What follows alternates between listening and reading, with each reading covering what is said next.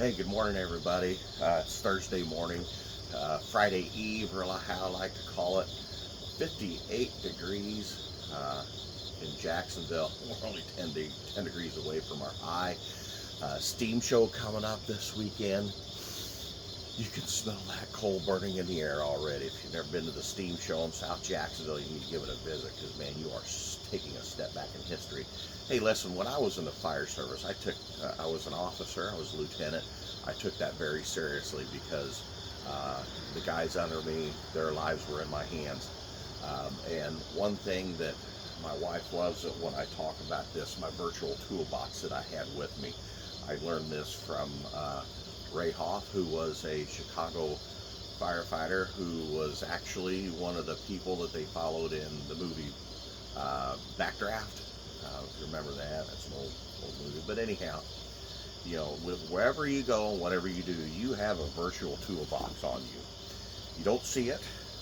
You don't see it there. It's virtual, and you have many things in that virtual toolbox. So when I was on the fire department, if we had an EMS call, I'd look at my virtual toolbox, send out my medical personnel in the first responder truck, go do that. Fine.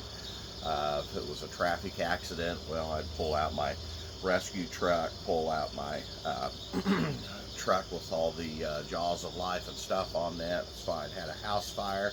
Well, here we go. I need station 2. I need an engine from there. I need an engine from station 1. Got my ladder truck. I've got all my support personnel. I've got my ESDA person to help me out. It's all there in your virtual toolbox. What limits you is your imagination. One thing that you have in there for a lifetime is you have God in that virtual toolbox who takes care of all the problems, okay?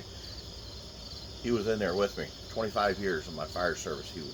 God was in my virtual toolbox. I always kept him in there.